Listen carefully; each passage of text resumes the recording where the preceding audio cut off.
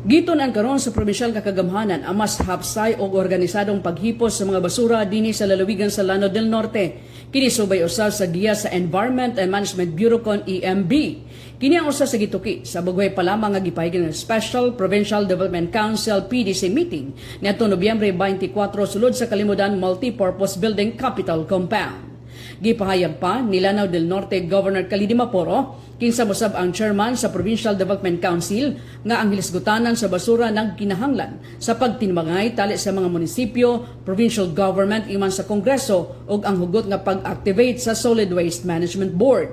Plano sab karon sa gobernador ang pagbaton og usa ka clustered sanitary landfill sa lalawigan sa Lanao del Norte. Kini man usag nga mabati ang taho sa taga EMB nga nagpakita sa kasamtangan nga sitwasyon sa mga basura sa lalawigan. So, yan ang concern niya, Mina. Because when she was admin and when she saw the requirements of solid waste management, the law, she knew and she saw that baka mahihirapan ang mga municipalities. Because for us to properly implement solid waste management and sanitary landfills, it might be too capital intensive. No? So this is where we might be able to work together. Kung magtulong-tulong tayo, province, Congress, at saka munisipyo, hopefully we can hit the targets of the Republic Act and we can have proper solid waste management here in Lanao del Norte. Number one concern is we are very fast growing. Kung tingnan mo yung report ng IPM, I think we were discussing Lalaan Kapatagan was mga 30 metric tons, 30 to 40 metric tons a day. Lalaan Kapatagan. Sa Tubod, number 3, mga 26 metric tons. Pero if you look at your 10-year solid waste management plan, ang estimates ninyo dyan is only 10 to 12 metric tons per day. So nag-overshoot na kayo more than double, almost triple ang metric tons per day. So I think solid waste management or how we manage our basura is going to be a very urgent issue for us here in Lanao del Norte. This jives with the vision of Gob Angging. Gob Angging, if you look at the new vision of Lanao del Norte, Gob Angging wanted Lanao del Norte to become a prime tourist destination sa Northern Mindanao. Kung magiging prime tourist destination ang lalawigan ng Lanao del Norte, we cannot allow Lanao del Norte's basura to be all over the place. We should be clean and green. So, the pictures of IPM that they showed us when I met them in Manila gave me an understanding on what other municipalities and provinces are doing and cities, no? So baka that could be the way that we can level up. No, we will need to talk to one another to see if we can work together to establish solid waste sanitary landfills that meet the standards of the EMB, no? Sa Montego, manausab ang presensya ni 2nd District Congresswoman Siti Amina Di Maporo kinsa ang programa alang sa basura ang usa sa ihang mga advokasya sa dihang provincial administrator pa siya sa lalawigan. Giula usab ni EMB 10 Regional Director Rinaldo Digamo nga usa ka praktikal nga idea ang sugyot sa gobernador nga i-cluster ang mga sanitary landfill din kasamtangan adunay unom ka mga lungsod sa lalawigan ang adunay mga landfill. Hinay-hinay, magamayan na to ang volume sa itong basura na kinahanglan na to nga itapon sa itong mga sanitary landfill.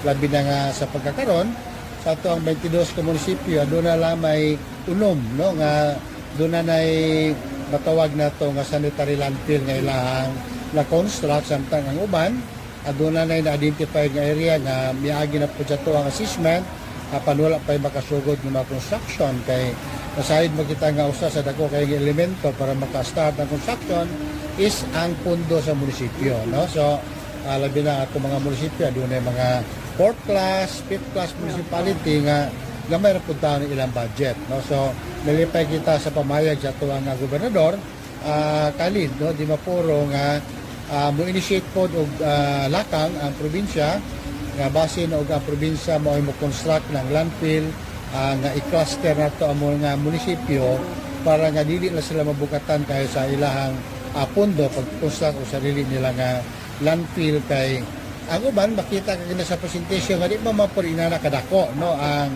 volume sa basura nga ilang gi-generate kada munisipyo. So is a very practical idea na mag-construct kita ng clustered sanitary landfill. So mo ni recommendation po din mo ID.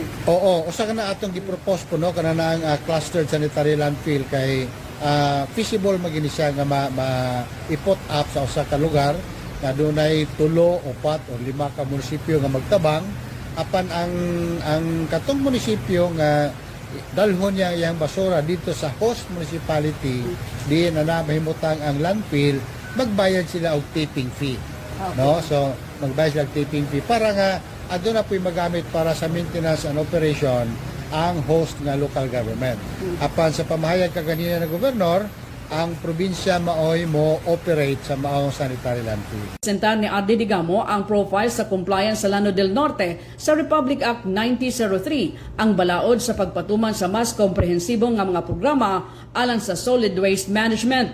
Din ang 22 ka mga lungsod sa lalawigan ang adunay na aprubahan nga 10-year plan apan ilang giandam usab karon ang mga lungsod alang sa second 10-year plan sa ilang mga programa sa mga basura o paglakip na sa Republic Act 11898 kun ang Extended Producers Responsibility Act of 2002.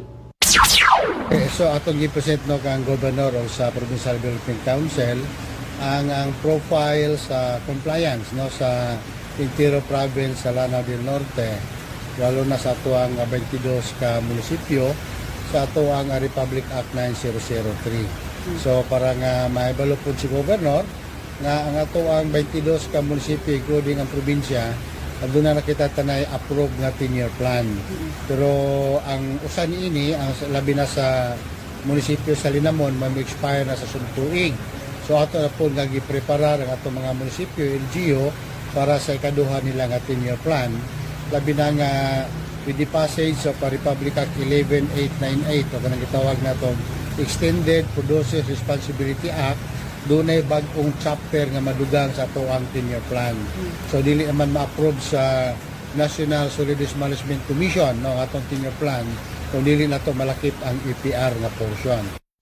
Alay na sa nini ng hinaot si RD Digamo sa kooperasyon sa mga taga Lanao del Norte sa mga programa sa kagamhanan sa dili kini magmalampuson kung wala usab ang ilang kooperasyon. Natagang kita og higayon nga ito mapresentar sa ato ang mga opisyalis sa PDC labi na sa ato provincial governor para nga doon na sa ideya unsa na magyud andagan sa ato ang implementasyon sa Republic Act 9003 og para nga sa iya usab nga level og labi na gayon sa presensya usab kaganina ni Honorable Congresswoman City Amina nga aduna usay dako kayo gyud nga kahikag no sa pag-implementar ini bisan pa niya itong siya pa-approve ang administrator, no, sa administrator. O gani sa pamahayag kaganina ni Governor Khalid nga gusto lang nga ipadayon no, ni Congresswoman City Amina ang may tungod sa implementasyon sa Republic Act 9003. O may tungod ni ini, bisag unsa nga programa sa gobyerno, kung walay pagduyog o pag-operar sa itong mga kaigsuunan, maglisod kita pag no, nga magbalampuson. So ato sab nga giawag ang ato mga kaigsuunan dinhi sa Lanao del Norte, o nga ato ang mga local chief executives nga atong duyugan kini mao nga lakang kay alam magkini sa kalambuan sa ato ang mga lungsod o sa probinsya sa Lanao del Norte.